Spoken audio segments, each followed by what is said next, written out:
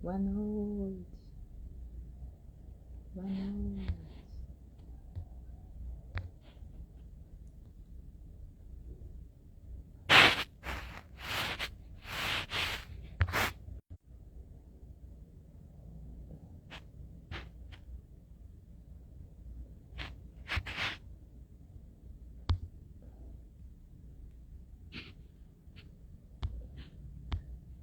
Boa noite a todos. Boa noite.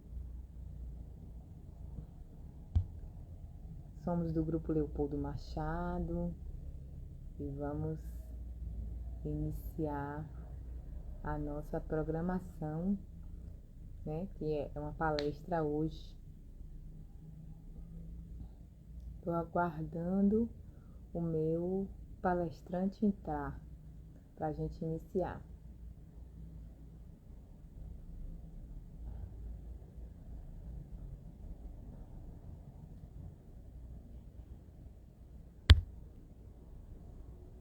Boa noite.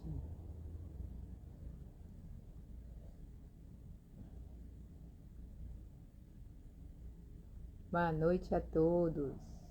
Oba, que bom!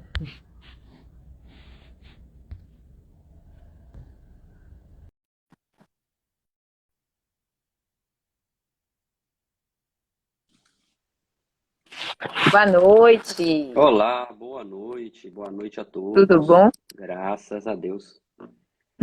Então estamos aqui para mais uma palestra, né?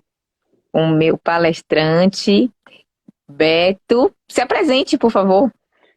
Meu nome é Roberto Sabadini, também sou conhecido como Beto Sabadini, não é o mais importante, né? Faço divulgação, estudioso da doutrina espírita, nascido em família espírita, sou escritor também e muito ligado aí à vida da médium, da mulher, Ivone do Amaral Pereira, que nós vamos ter a possibilidade e alegria de relembrar na noite de hoje. Que massa, muito legal. Pois bem, somos do grupo Fraternidade Leopoldo Machado, né? Somos um grupo espírita que nós estamos situados ali próximo ao dique do Tororó, né? É um prazer estar aqui, né, para mais uma noite para falar sobre um livro de grande relevância, né? Muito importante esse livro. E eu quero iniciar com a leitura. A gente faz sempre a oração, mas assim me deu uma vontade de fazer uma leitura de um capítulo 15 de um livro que foi psicografado por Chico Xavier, por Emmanuel, Aulas da Vida. E esse livro, ele comenta um trechinho de Lucas 10:37, que é assim: o que praticou a misericórdia com ele. Disse-lhe Jesus: vai e faze tudo do mesmo modo. O nome do texto chama Samaritanos e Nós.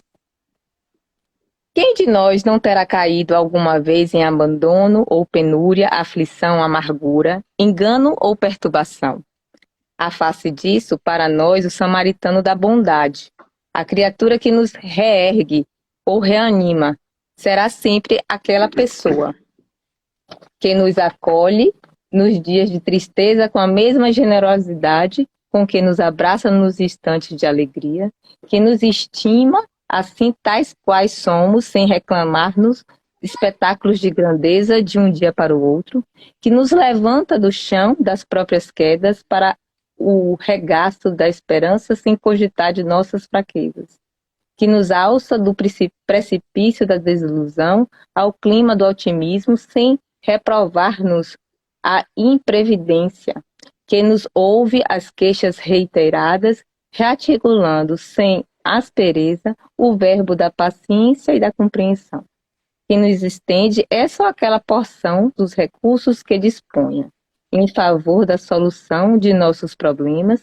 sem pedir o relatório de nossas necessidades e compromissos, que nos oferece esclarecimento sem ferir-nos o brio, que nos ilumina a fé, sem destruir-nos a confiança, que nos transforma em harmonia e concurso fraterno, seja em nossa casa ou no grupo de serviço em que trabalhamos, que nos converte no cotidiano em apoio e cooperação, sem exigir-nos tributos de reconhecimento, que, por fim, se transubstancia em nosso benefício, em luz e consolação, amparo e bênção. Detenhamo-nos a pensar nisso e lembrando, reconhecidamente, quantos se nos fazem samaritanos do auxílio e da bondade nas estradas da existência. Recordemos a lição de Jesus e, diante dos outros, sejam eles quem sejam, façamos nós o mesmo. Que assim seja. Te passo a palavra. Ok, muito obrigado. Boa noite. Uma leitura muito interessante e que vem ao encontro, porque quem de nós nunca caiu? Quem de nós não pode dizer que não cairá? Quem de nós não precisará de um apoio, de um bom samaritano que está caminhando ao nosso lado e a gente não observa? É justamente um dos pontos principais deste livro, Memórias de um Suicida, de Dona Ivone do Amaral Pereira, pelo espírito Camilo Castelo Branco. Quem de nós nunca pensou? Quem de nós nunca viveu? Quem de nós não tem um parente, um amigo da nossa intimidade que não passou pela tristeza, pela infelicidade do suicídio? Os pensamentos, as angústias da vida, as dificuldades nos levam a isso. Estava vendo as últimas estatísticas de mortes no Brasil e no mundo. O único índice que não abaixa é o índice do suicídio. E não escolhe etnia, não escolhe países, não escolhe classe econômica e tem crescido muito nos nossos jovens, que é uma especificidade que não vamos entrar hoje, mas que a gente precisa conversar um pouco mais, discutir um pouco mais sobre família, sobre religiosidade e sobre a questão de lidar com o jovem para enfrentar as frustrações da vida e conseguir superá-la com apoio, com suporte psicológico, suporte espiritual, suporte familiar. Mas o que temos para dizer é um livro que toca o meu coração, né? É um livro que a gente começa a ler e em uma encarnação nós não vamos esgotar a quantidade de conhecimento, de esclarecimento, mas acima de tudo, de conforto e de amor. Porque parece um livro de amor. Até porque a Agência Correcional Maria de Nazaré, que é o hospital onde são levados os nossos irmãos suicidas vinculados à língua brasileira, portuguesa, latina, em linhas gerais, é direcionado, é auxiliado, é amparado por Maria de Nazaré, a mãe de Jesus.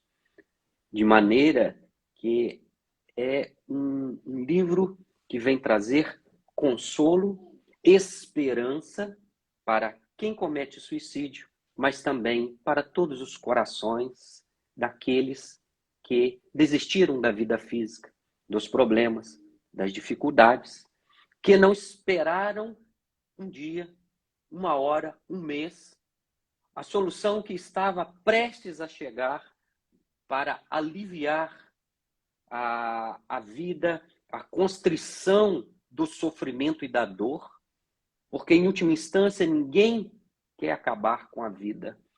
A gente deseja diminuir e aliviar a dor. Lembrando que um grande percentual do suicídio é acometido a todos nós com problemas psiquiátricos que são estudados, que existem remédios, que existem terapias específicas para serem levados em comunhão, em conjunto com a visão espírita, com a religiosidade e com todos os instrumentos que o Espiritismo vem nos oferecer. Eu não sou da área, não sou médico, e vou dar aqui justamente um olhar do espiritismo, um olhar da espiritualidade, do compromisso que a Dona Ivone do Amaral Pereira, ex-suicida por mais de uma encarnação, suscitou outros suicídios pela vida que teve em outras encarnações, reencarnou com esta missão, com este compromisso de compartilhar com todos nós a realidade dos nossos irmãos suicidas no plano espiritual. E ela viu, começou a ver, né, pelos olhos, pela sua mediunidade, aos 12 anos de idade. Ela começou a ver o espírito Camilo Castelo Branco, uma criança, numa festa de aniversário de uma de suas amigas. E ela não sabia quem era aquele homem, que disse que ele estava muito triste com as roupas características da época, né, da metade do século XIX, 1850, todas aquelas... Ela não conhecia, um olhar muito triste. Só em 1926 que ela começou a psicografar, a rascunhar as primeiras notícias de Camilo Castelo Branco sobre o seu suicídio, sobre o recolhimento no Vale dos Suicidas e depois adentrar na escola correcional na agência correcional Maria de Nazaré, que é dividida entre o hospital e a escola, depois do período de reajustamento perispiritual. Porque todo desencarne, ele tem consequências físico-químicas perispirituais, porque é um rompimento abrupto da vida. E assim como a natureza, nós nascemos, crescemos, desenvolvemos, amadurecemos para depois desencarnar. Desde que no planejamento não tenha um desencarne mais jovem, enquanto criança, enquanto adolescente ou mesmo no início da idade adulta. No geral, nós estamos e vimos aqui na Terra com todo o suporte para vencer a nós mesmos. Aquilo que os espíritos nos chamam de escolha das provas e das expiações. Ninguém vem sem um suporte, sem um consolo, sem um amparo. Se nós não identificamos enquanto encarnados, existem os desencarnados. Os nossos pais, mães, os corações amigos, os espíritos superiores, os anjos de guarda, que velam por nós e nos auxiliam na medida em que nós abrimos o nosso psiquismo. Lembrando aqui o item 159 do Livro dos Médiuns. Todos nós somos médiuns. Então, é a gente abrir a nossa sensibilidade num momento de oração, num momento de silêncio, num momento de introspecção, olhando a natureza, observando a noite belíssima. Recebi uma foto aí da Bahia, que beleza, que alegria, que bênção ver, né, na Bahia de Todos os Santos, primeiro de junho, aí um mês dedicado a muitos santos, principalmente Santo Antônio, São Pedro, São João, que tem as festas juninas, de maneira que em todas as circunstâncias da vida, a espiritualidade nos oferece o suporte necessário.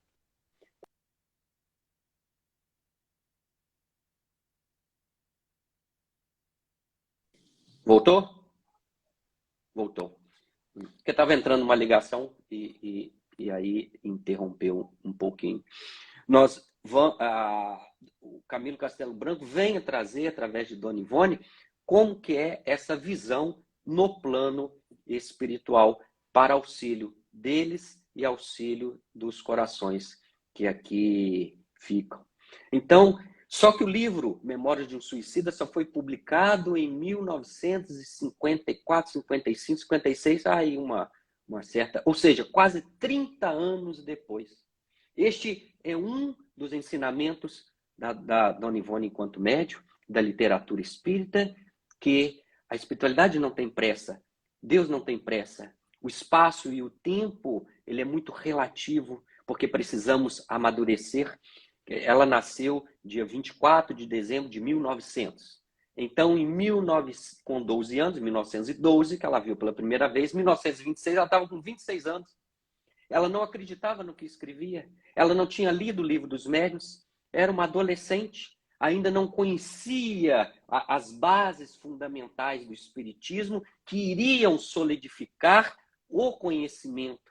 Então, ela recebia na presença de Camilo Castelo Branco como se fosse um desabafo dele, de toda a dor, de toda a angústia, de toda a vontade de compartilhar o seu sofrimento, mas também as suas alegrias e também as perspectivas em relação ao futuro.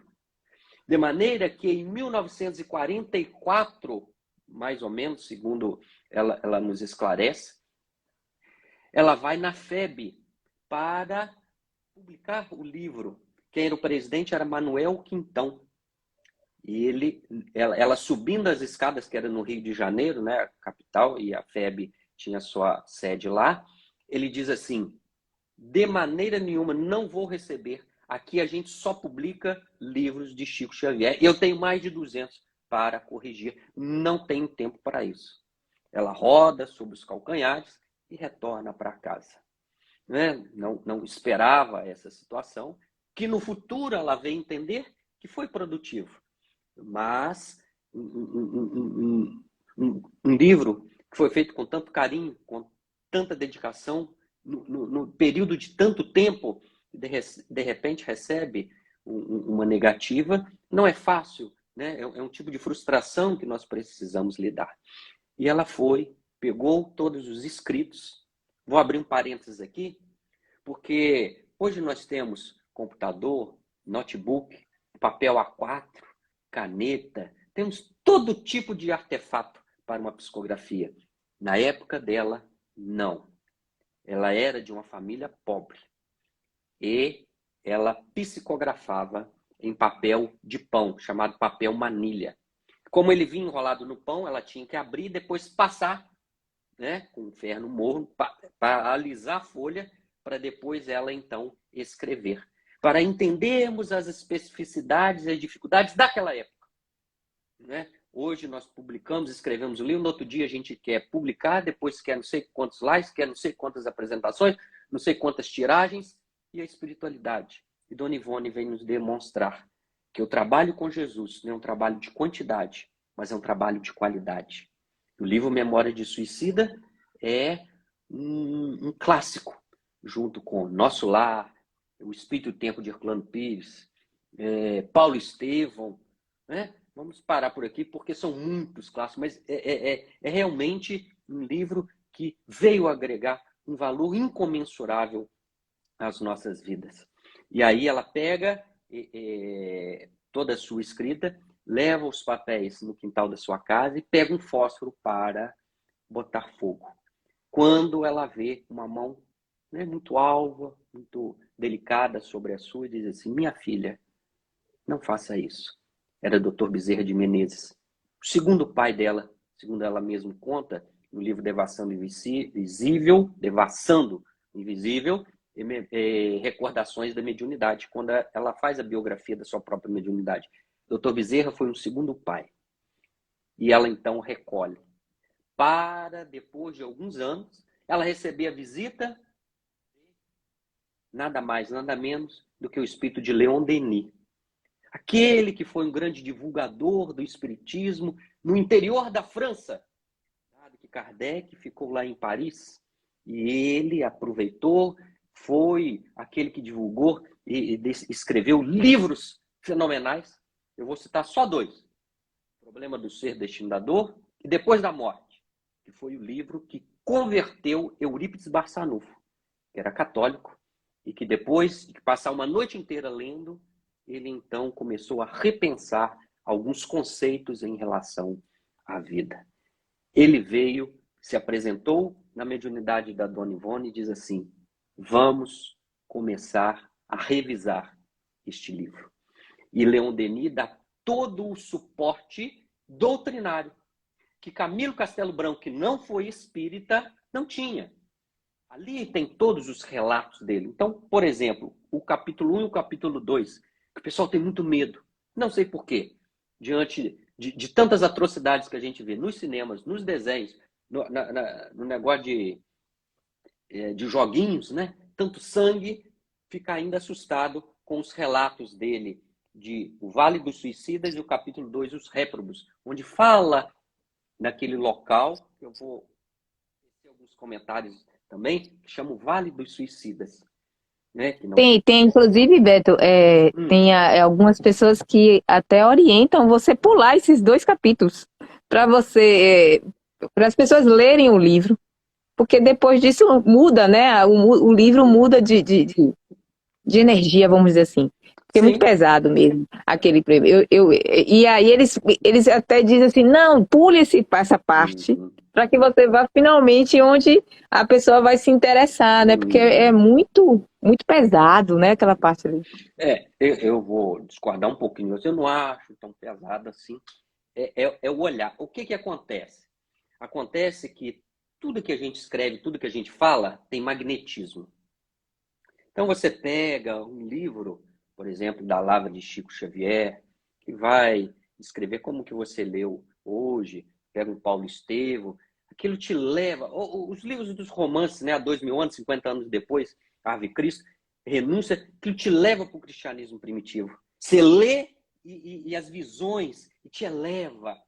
O que o livro, principalmente esses 2 primeiros capítulos, Camilo Castelo Branco, ele coloca toda a sua angústia, toda a sua tristeza.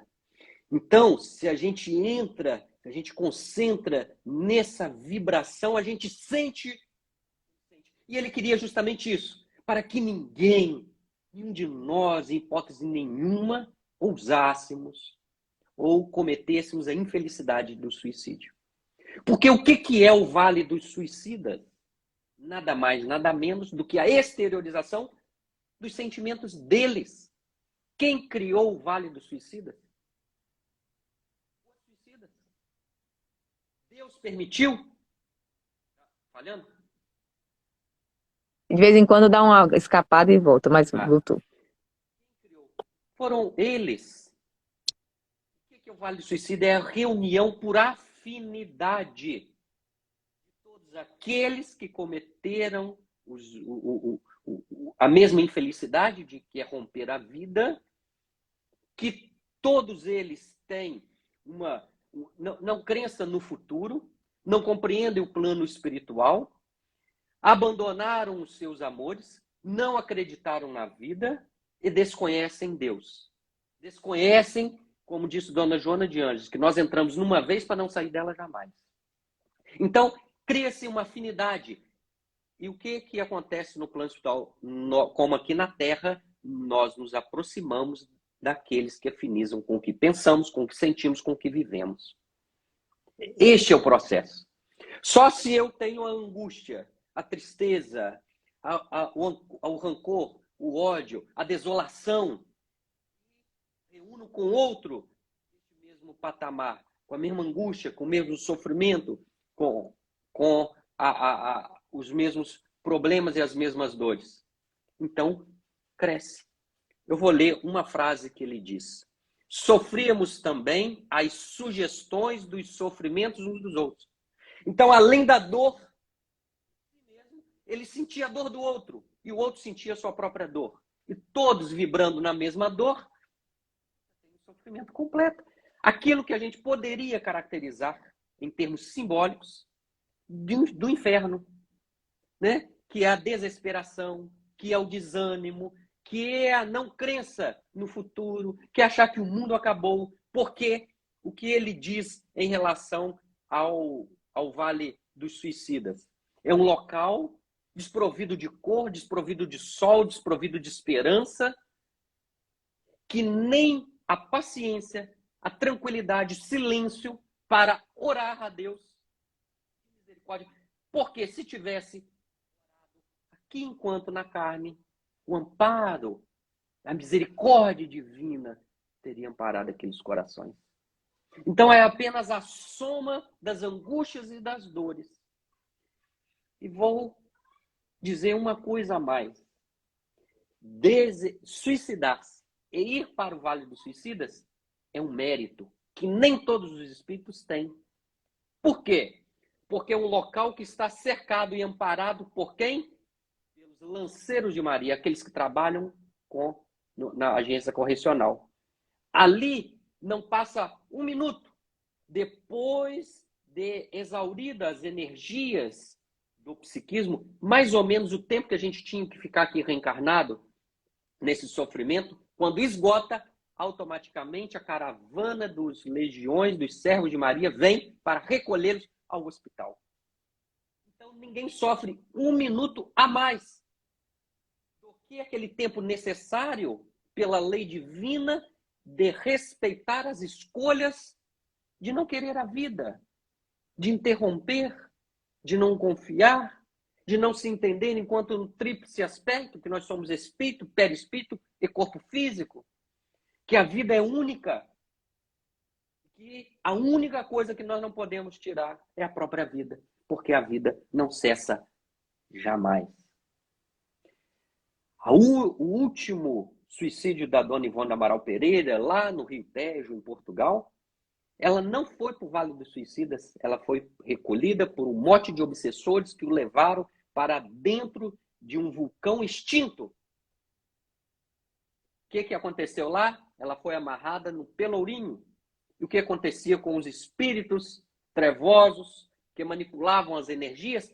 Ela descrevia na figura do próprio diabo. O que é isso? Com chifre, com rabo, com tridente. Né? É a manipulação energética do perispírito. E ela sofria chibatada e fincava o tridente no perispírito dela, e ela sofria as dores, além do seu pai, de Charles, né? Ramiro de Guzmán, é o nome da sua personalidade na época, que ela abandonou. E aí, como que ela foi resgatada? Pelos nossos irmãos da Umbanda. Desceram por uma corda, foram lá, soltaram e levaram até na boca do vulcão. Chegando lá, foi entregue a Dr. Bezerra e a Charles. Porque tudo na vida tem uma função. Como diz Henri Reine no Evangelho segundo o Espiritismo. Coletivos são os trabalhos da humanidade. Ninguém vem para tudo nem para todos. E cada um tem a sua função. E esses nossos irmãos da Umbanda têm a característica de adentrar locais cujo psiquismo, cuja energia é muito densa. Depois de resgatado, entregou-se para Dr. Bezerra, foi levado para a agência correcional, lá foi internada na enfermaria, no hospital, depois recolhida para a universidade, que lá tem uma universidade, depois preparada para reencarnar, e 24 de dezembro de 1900 reencarna Dona Ivone do Amaral Pereira. Lembrando, como eu falei, ela se jogou no Rio Tejo. E durante o processo, os peixes, né, mordiam e comiam muito, picando o seu corpo físico. E ela tem uma característica interessante, desde que ela nasceu, ela sempre sentiu essa sensação, né, psíquica, energética dos peixes comendo o seu corpo, né, como se fossem mordidas psíquicas que alteravam o seu próprio humor. No dia da publicação do livro Memórias de um Suicida, ela disse que cessou completamente aquelas energias. Como é que a vida é bela? Como é que ela explica? Como vale a pena se dedicar ao bem? Como vale a pena se autoeducar? E mais do que isso, se autotransformar? E ela encontrou no Espiritismo, ela encontrou no Livro dos Médiuns, no suporte, nos clássicos espíritas, o suporte para auxiliar essa reeducação da sua própria alma. Porque enquanto médium, ela também atendia os espíritos suicidas. De maneira que capítulo 1, capítulo 2 do Vale dos Suicidas e os Réprobos é apenas um local em que o amparo divino e a misericórdia oferecem para aqueles que estão em dificuldade. Por isso eu falo, não sei se é tão pesado assim, dependendo do olhar que nós temos. Passava fome. Olha, a gente não precisa desencarnar para ver gente passar fome, para ver gente passar frio, morrer de fome, morrer de frio, perto de nós, desamparado, né? Sem comer, sem emprego, com todos esses problemas sociais do mundo de provas e expiações que nós vivemos. Então nem precisa desencarnar, ir para lá para a gente ver sofrimento. De maneira que, passado esta etapa, a partir do capítulo 3, no Hospital Maria de Nazaré, até o último capítulo, né? Mais de 500 páginas, chamado Últimos Traços, a gente vê a misericórdia divina. A gente vê o amparo dos espíritos abnegados que trabalham lá de forma espontânea. Isso é interessante. Por quê? Porque o suicida, ele não é bem-vindo. Ele não estava na hora de retornar. Então, todo trabalho com o suicida, ele tem que ser esporádico. Ele tem que ser por amor. Então, cada espírito que ali se encontra, como o grande médico, o Teócrito, é o responsável pela ala, pelo Hospital Maria de Nazaré, um espírito grego que assumiu o hinduísmo e que lá auxilia e dá suporte a todas aquelas pessoas, todos aqueles espíritos, com muito carinho, com muita devoção, com muita humildade, que foi chamado por Jesus nominalmente. Já pensou? Jesus nos convocando, nos convidando para um trabalho em seu nome. A gente é convocado a todos os instantes. Não temos ouvidos para ouvir, não temos percepção ou ainda não nos dedicamos efetivamente ao outro, ao amor incondicional para amenizar a dor e o sofrimento daqueles que convivem conosco, daqueles que estão nos amparando, daqueles que estão nos protegendo. Um dos amigos que ele fez na ala da enfermaria queria voltar à Terra para ver os filhos e foi então conversar com Teócrito.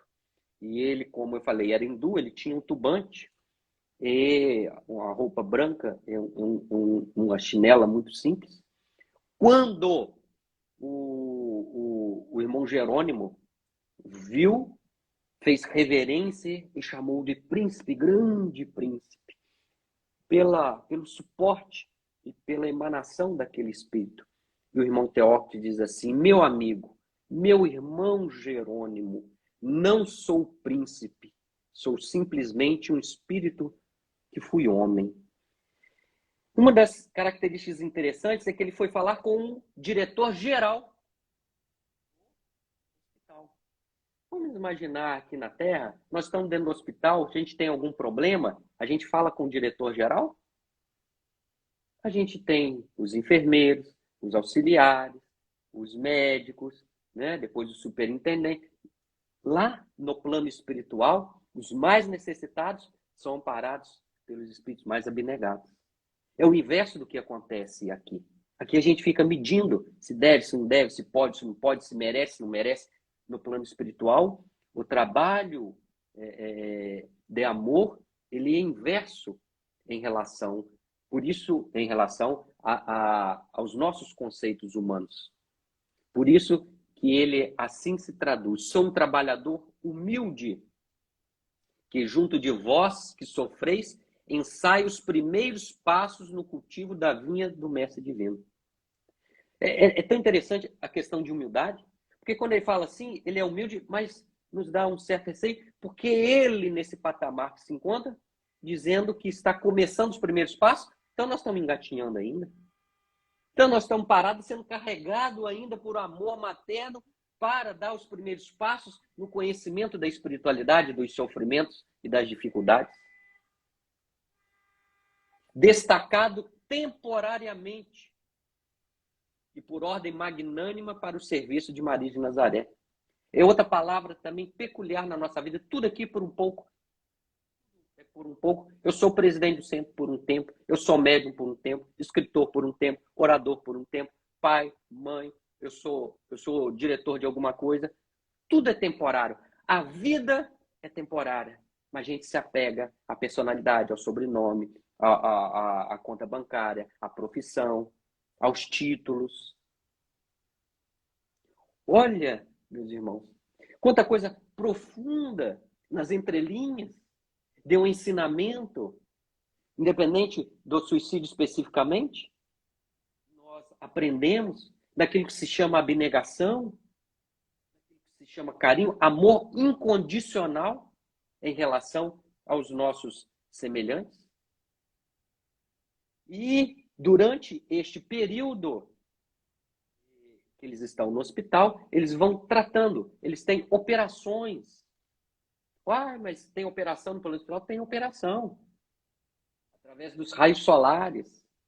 Para quê? Porque houve um rompimento do perispírito, de acordo com a característica de cada suicídio. Ele deu um tiro no ouvido, então rompeu a possibilidade, deu um tiro na cabeça, no coração, tomou veneno, se jogou nos trem, na frente da linha de trem. Ou seja, a gente precisa trabalhar e reajustar primeiro a parte perispiritual, que é o segundo corpo. Então, eles têm todo um trabalho. Depois disso, eles começam um trabalho de reajuste consciencial. Não basta a saúde, como diz Dona Joana, a saúde tem que ser integral. Corpo, perispírito e espírito. Compreensão da vida. E reconhecer que Deus é o Supremo. Que Ele nos deu a vida e ninguém sai dele. E aí, existe todo um trabalho em relação a isso para desenvolver 12 pontos. Eu vou relembrar para vocês aqui, que é um dos objetivos para o reajuste dos espíritos suicidas lá na agência correcional. Eles têm que entender que é o homem composto tríplice natureza, humana, astral e espiritual. Ou seja, matéria, fluido e essência. Nós estudamos aqui no Espiritismo, né? Nós somos espírito, essência divina, nós somos o perispírito, que é o modelo organizador biológico, e nós somos o corpo físico. Eles têm que aprender e ter consciência, que a gente vê lá na questão 919 do Livro dos Espíritos, autoconhecimento. Eles têm que aprender que vivendo na Terra, esse ser inteligente, o espírito, que deverá evolver pela eternidade, denomina-se homem. Ou seja, é um ser humano que precisa da lei da reencarnação, passar por várias experiências, por várias provas, vários aprendizados para desenvolver competências, habilidades e virtudes no seio da sociedade. E que isso ele volta várias vezes. Que o suicida é um espírito criminoso. De encontro à lei divina. Dentro das nossas consciências. Ou seja, a gente nem precisa de ninguém. Se a gente olhar para dentro da gente, a gente vai encontrar a ressonância divina, a misericórdia. E tudo que nós precisamos para ser feliz, para conseguir a paz, para evoluir, está dentro da gente. A gente não precisa de ninguém. A gente só convive em sociedade para exercitar tudo isso. Por quê? Porque o amor não é solitário. Então não adianta eu me entregar numa ilha solitária. Eu não vou evoluir. Eu preciso exercitar o perdão, o amor, a abnegação, a misericórdia em relação na convivência com o outro. O espírito de um suicida voltará a um novo corpo terreno em condições muito penosas de sofrimento. Por quê? Porque Deus castiga? Não. Porque ele deu um rompimento no perispírito. Então, ele está desequilibrado. Precisa de um corpo para reequilibrar energeticamente o seu psiquismo e a sua consciência. Vai reencarnar provavelmente longe dos seus amores, porque ele estava junto e ele abriu mão deles. Então, geralmente, reencarna em famílias que não são conhecidas e que não têm plenitude de sintonia. Ele diz ainda, a volta de um suicida ao novo corpo carnal é lei. Ninguém evolui sem reencarnar. Os sofrimentos, quando heroicamente suportados, dominados pela vontade soberana de vencer, são como esponja mágica, porque alivia o corpo físico, mas principalmente a consciência. Esta é a grande oportunidade. Isto é que eles têm que aprender lá. E nós já sabemos aqui, não é um privilégio ter a oportunidade de conhecer esse livro, de frequentar um centro espírita, de ouvir palestra, de ouvir seminário, de ler, de aprender, para a gente não precisar desencarnar para entender a verdade. Isso é magnânimo. Eu sinto assim. Na espiritualidade, raramente o suicida permanecerá por muito tempo. Por quê? Porque ele precisa reajustar e para se reajustar energeticamente, ele precisa de um corpo novo. E geralmente ele gasta de 2 a 3 séculos para voltar ao ponto em que ele estava quando suicidou. Então ele interrompe, faz o retorno para chegar ao mesmo ponto e a partir dali ele encetar passos decisivos no seu propósito, na sua ajuda. Mas nem todos os espíritos são capazes de entender isso lá. E aí, qual é o auxílio que os espíritos utilizam para esclarecer esses pontos? Eles vêm nas reuniões mediúnicas, geralmente aqui no Brasil, para serem esclarecidos pelos chamados conhecidos doutrinadores, esclarecedores, conversedores, nome não importa, numa reunião mediúnica. Então, eles são selecionados para vir e trabalho, como eu falei lá na agência correcional, o trabalho mediúnico com os suicidas tem que ser voluntário. Então, a comunidade vem, libera durante o sono os médiuns e convida-os para eles se voluntariamente emprestarem o seu corpo físico, a sua energia para o choque anímico, né, que é o processo mediúnico para o reajuste energético destes espíritos. Mas nem todos. Conta aqui no livro que de 12 centros espíritas que foram escolhidos, 20 médiuns foram convidados, apenas 4 senhoras e 2 homens aceitaram o trabalho voluntário de compartilhar a sua saúde, o seu tempo para com os outros. Agora, a partir daí, desde que se escolheu, primeiro, ganha um check-up perispiritual completo. Já pensou isso? Se o SUS aqui, se o plano de saúde está aumentando aí essa semana, não sei se já aumentou, estou vendo as notícias aí, não sei quantos por cento. Como é o perispírito que molda o nosso corpo? Já pensou a gente ter um check-up geral pelos espíritos vinculados a Maria, ao irmão Teócrito, de todas as circunstâncias, porque tem que estar fisicamente bem para recebê-los? E a partir daí, até o final da nossa vida, ser auxiliado pelos legionários de Maria? Você ganhar uma estrela de Maria num símbolo de falar, eu sou trabalhador espontâneo em prol do meu próximo, esquecendo um pouquinho as suas dores para aliviar a dor do seu próximo? Isso não... E Beto, isso aí, né, é a nível espiritual, não é uma coisa eu encarnado que escolho isso não, né? No desdobramento, né? Então, assim, teoricamente eu tenho uma evolução e eu digo não, não quero participar, não. Imagine, né? Muito. Mas é isso. Na verdade, a vida é sempre uma escolha. Deus nos fez simples e ignorantes, nos deu como destino a perfeição e nos ofereceu o livre-arbítrio. Falou assim, meu filho, agora viva. Não interfiro mais. Estabeleci as leis, você decide. E aí a gente pensa, o que temos feito nós, nas nossas escolhas? Isto é que é. Eles desenvolveram, então, que sirva de exemplo. Tudo isso tem que servir para a nossa vida, não para eles especificamente, mas para nós. Porque, como diz o livro dos Espíritos, os exemplos não vos faltam, o que vos falta é a boa vontade. Estão aqui nos oferecendo um livro como esse, um manancial. Você começa a ler, não para mais. Porque, mas não foi até o fim? Foi, mas você volta, porque a cada vez que lê, são novos ensinamentos, são novas perspectivas, a nível coletivo. Podemos até dizer que os livros e os conceitos que estão lá nas obras de André Luiz, do Nosso Lar, Mensageiro, Missionários da Luz, Obreiros da Vida Eterna, né? Tem todos aqui compilados de maneira diferente. Ela começou a escrever em 1926, e o Chico lá na década de 30, 40. Escreveu antes dele. Por quê? Depois deste processo, depois que eles adquirem, eles têm 2 alternativas. Qual é a primeira? A primeira é que eles reencarnem, eles reencarnem sem ficar muito tempo lá no plano espiritual.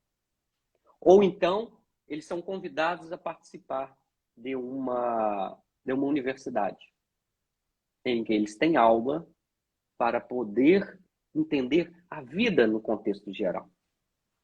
Aqueles que vão reencarnar, todos eles, têm que passar por algumas etapas. Eu vou descrevê-las aqui. Chama-se recolhimento, análise, programação das recapitulações, pesquisa, planejamento do corpo físico, laboratório de restringimento. Olha que interessante. Muito parecido com os missionários da luz na reencarnação do Segismundo.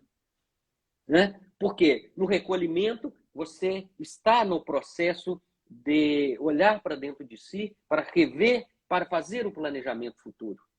Faz a análise de onde foi, de onde são os seus desequilíbrios psíquicos.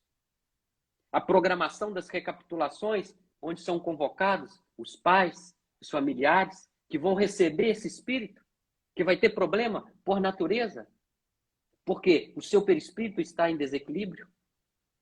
Existe uma pesquisa que é feita em relação a isso, porque mesmo os pais que recebem os espíritos suicidas, também são convidados e convocados. Todo o trabalho com os suicidas, ele é voluntariado, não tem como ser diferente. Eles fazem o planejamento do corpo físico, onde detalham todas as... desenha, né? Para depois, no processo de laboratório de restringimento, quando vai, né, restringir o seu perispírito para começar todo o processo, desde a fecundação, do zigoto, até formar o feto e haver o nascimento, em harmonia com o gene do pai, o gene da mãe, para ter as características que eles precisam para passar pelas suas provas, pelos reajustes necessários, em prol da sua própria consciência, do seu próprio melhoramento, do seu próprio reajustamento. E oportunidade para os pais, que sonha, e quem não sonha, e não está errado, filhos saudáveis, inteligentes, mas nós estamos aqui para auxiliar, receber um espírito que tem dificuldade psíquica, física, e que a gente possa viver e dedicar tempos ao seu reajustamento. É um investimento que a gente faz para a eternidade, para a nossa própria paz de consciência, para aliviar as nossas próprias dores, porque disse Pedro lá na sua epístola, o amor cobre a multidão de pecados, a gente não sabe o que fez de errado, não importa, mas com amor, com dedicação, a gente pode auxiliar a nós mesmos. Aqueles que vão para a escola, eles são matriculados. Eu vou ler para vocês a lista das matérias que eles têm que aprender lá. Gênese planetária, desde o início da Terra. Pré-história, a época lá dos dinossauros, todo o processo evolucional da Terra. A evolução do ser, aquilo que a gente tem aqui, Evolução em Dois Mundos, do André Luiz, todo o seu psiquismo, passando por todo o processo que Leon Denis disse, né, que o espírito dorme mineral, sente no vegetal, desperta no animal para viver no homem em busca da angelitude. Estuda tudo isso. A tríplice natureza humana, o espírito, o perispírito, o corpo físico. As faculdades da alma, consubstanciadas aqui no livro, aqui para nós encarnados, né? Livro dos Médiuns, para identificar todas as nossas potencialidades anímicas em relação aos nossos. Estuda a reencarnação, estuda medicina psíquica, estuda noções de magnetismo, moral cristã, evangelho, forte para todos nós. A psicologia das civilizações, e estuda o Esperanto. Depois disso, eles são recolhidos para todo aquele processo que eu falei, de passar para aquelas etapas da reencarnação, planejar, analisar, ver qual vai ser o local, a família, as dificuldades. Lógico que não trata detalhes, mas das possibilidades dos seu sofrimento, das suas necessidades, para então encetarem uma nova vida e recomeçarem a vida que eles interromperam no corpo físico. Ou seja, é misericórdia divina. Não existe fim senão para o mal, porque o mal também é passageiro. Só o amor é eterno. Coríntios 13:13. Só o amor é eterno. Deus é amor, segundo João. Então, o único investimento que nós temos que dá retorno em profusão para a nossa vida é o amor, manifestado em quaisquer circunstâncias, em todas as oportunidades que a vida nos oferece. Ninguém está deixado de lado na misericórdia, nem os suicidas, aqueles que abriram mão da própria vida. Para finalizar, o nosso tempo voa, eu vou ler a última página do livro Memórias de um Suicida, que Camilo Castelo Branco deixou escrito e que tem tanto conforto para nós. Ele diz assim: coragem, peregrino do pecado. Volta ao ponto de partida e reconstrói o teu destino e virtualiza o teu caráter aos embates remissores da dor educadora. Que visão da dor, né? Que auxilia, que ensina. Muitas vezes nos contrariando, mas nos auxilia. Sofre e chora resignado, porque tuas lágrimas serão manancial bendito onde se irá descedentar tua consciência sequiosa de paz. Sabe qual é o menor versículo da Bíblia? Não, Jesus diz aí. chorou. Jesus chorou. Até Jesus chorou. O choro é o extravasamento de energias, de angústias que trazemos dentro do peito. É o reconhecimento da nossa pequenez diante da vida, diante da dor. É falar assim: Senhor, me auxilia. Eu não posso muito comigo, mas com a tua misericórdia eu sou capaz de superar mais essa dor e mais esse sofrimento. Deixa que teus pés sangrem entre os cardos e as arestas dos infortúnios das reparações terrenas. Aqui não é um paraíso de pétalas de rosa, não é? Porque a rosa tem os seus espinhos. O reino de Deus não é deste mundo. Aqui ninguém vem para passear. A gente vem para superar as nossas próprias dores. Que tuas horas se envolvam no negro manto das desilusões, calcadas na angústia e na solidão. Olha que beleza. A gente lembra do Evangelho segundo o Espiritismo. A riqueza terrestre, a riqueza celestial, que muitas vezes a gente espera nas alegrias, e a alegria e a paz de consciência e a felicidade estão nos momentos de dores, nas dificuldades, no leito da pessoa amada que desencarnou. É uma visão diferenciada da vida, porque a felicidade não está na fruição do ato em si, mas nas consequências dele no futuro. Mas tem paciência. Paciência é virtude dos deuses. Lembrando-te de que o teu reajustamento às sagradas leis que infringiste. E aprende, de uma vez para sempre, a não recalcitrar, para não voltar a envolver aos mesmos erros. Que és imortal. Eu acho isso um dos conceitos fundamentais do Espiritismo. Nós somos espíritos imortais. Não morre, não adianta.